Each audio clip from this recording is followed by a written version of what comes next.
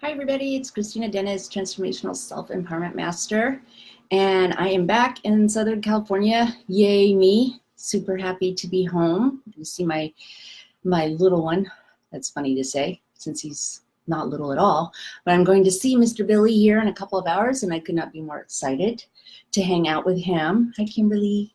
I missed him, and but I enjoyed my time away, and it was very interesting for a challenge. And I think I shared a couple of times, in this platform about the challenges that came up, and just that always challenging myself, always learning that some of those insecurities are still going to be there. Some of those voices are still going to show up about, this isn't fair. That was one that came up a few times, or I could even see it sneaking in like, well, why did they get that?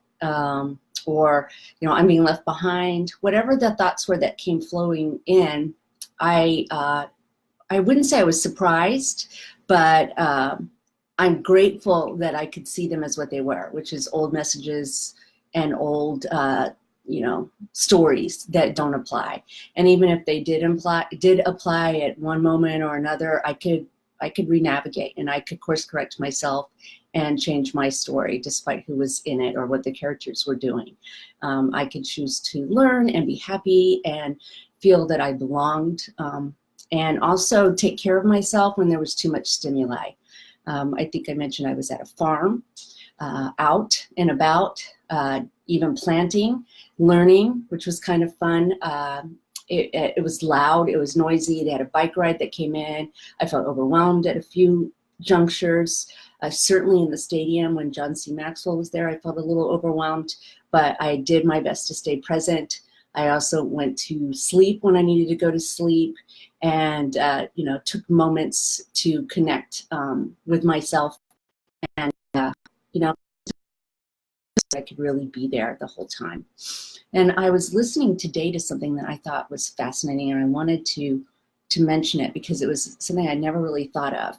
It was a TED Talk. I listen to those when I walk on the treadmill. They're exciting to me, and also I like to learn.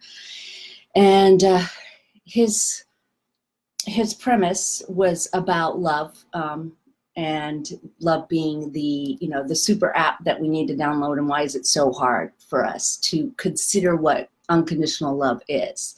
And what I liked about it, what he shared, was the thought that,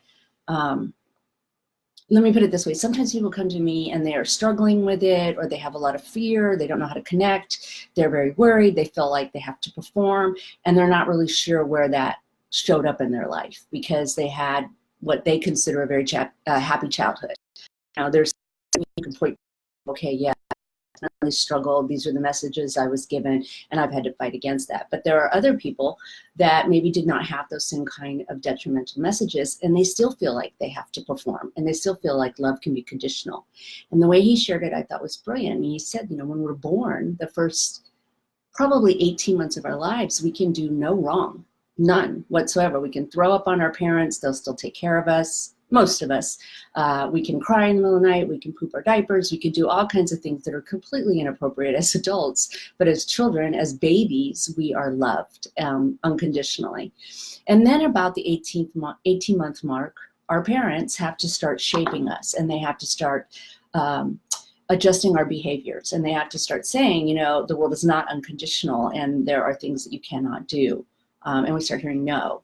And in a baby's brain, in an infant's brain, in a toddler's brain, we cannot understand yet that there is a reason for this. And the reason is actually very loving, that we cannot be appeased every moment of our life. So we start to get this internal message that love is conditional.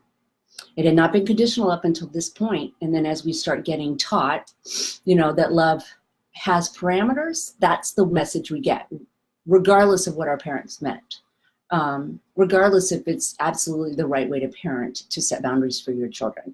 As a child, you don't have the capacity to understand that this is not love being removed from you. That's generally the message we get. And then maybe sometimes people get stuck in that. Maybe sometimes they don't explore that trauma. Maybe they don't even understand that it's there. And I think probably most of us fall in the last category. Like, we don't even understand that things kind of things that hurt our feelings. And I remember distinctly when my son's feelings were hurt and watching it happen. He was just barely a year old. And there was a friend, we were at somebody's house for Easter, his aunt's house for Easter. And there was a man who I wanted to punch in the face, I'll be honest, because he said, no, no, no, no to Billy. And Billy just got the saddest look on his face. It was, his feelings were so tremendously hurt. And I've seen it over and over again. And, you know, that's the rite of passage. However, if you get those messages as a child and you don't have the capacity to relearn that, which is why I think often when we have our own children, we tend to have a lot more compassion for our parents. And we start to think, oh, I understand now why things maybe felt unfair or felt completely wronged, or I felt completely wronged. And I love that. I love that because it was kind of like explaining that maybe we need to do a better job, or maybe we, you know, it's always being said by a lot of people that there needs to be emotional intelligence taught in elementary school from a much younger age, that we miss the boat when we don't teach these things, which is one of the reasons why I'm very passionate about speaking out about human development, personal development,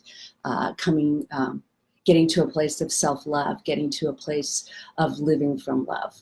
So if you happen to be a person whose nervous system, for whatever reason, does not allow you to feel very safe, or you are not sure if love is unconditional or always to be there, and obviously the real fear is whether you are enough for yourself, and you can't point to any reason why in your past, that's okay. We could still do these exercises and still work on it. Self-love is an action.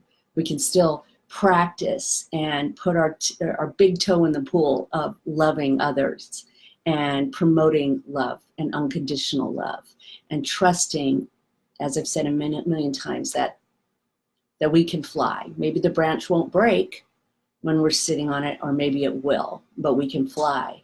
So whether the branch breaks or not, we're okay.